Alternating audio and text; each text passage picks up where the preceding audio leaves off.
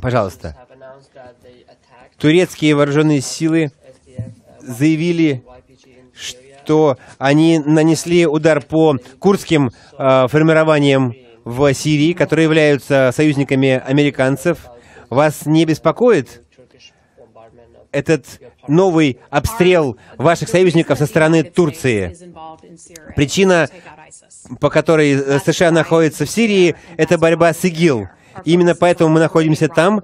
Мы сейчас сконцентрировались на освобождении Ирака. Наши силы ведут бои в этом районе, о котором вы говорите.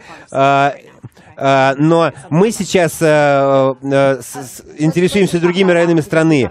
А в районе, о котором вы говорите, это зона действия, это зона интересов Минобороны.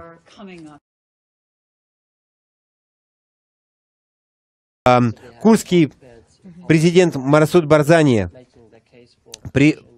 приезжал в Вашингтон и отстаивал вопрос независимости Курдистана. Он говорил, что референдум имел бы обязательно юридическую силу, и он говорил, что это не должен быть односторонним шагом со стороны курдов. Это должно быть результатом переговоров с Багдадом.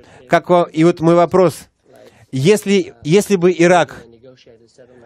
США согласились бы, если бы курды и правительство Ирака решили этот вопрос между собой в ходе переговоров. Как я уже сказала, основная озабоченность США сейчас в Ираке связана с борьбой с ИГИЛ. И, как нам кажется, у правительства Ирака озабоченность связана с тем же. Мы поддерживаем курдов и... Мне кажется, сейчас основной фокус внимания должен быть на борьбе с ИГИЛ. Очень много иракцев были вынуждены стать беженцами и бросить свои дома из-за этой группировки. Когда будет покончено с ИГИЛ и будет стабилизирована ситуация, и иракцы смогут вернуться в свою страну, если курды захотят устроить референдум о независимости и правительство Ирака согласится, это будет чисто внутрииракский вопрос. Спасибо за внимание, а теперь мне пора идти. Всего доброго.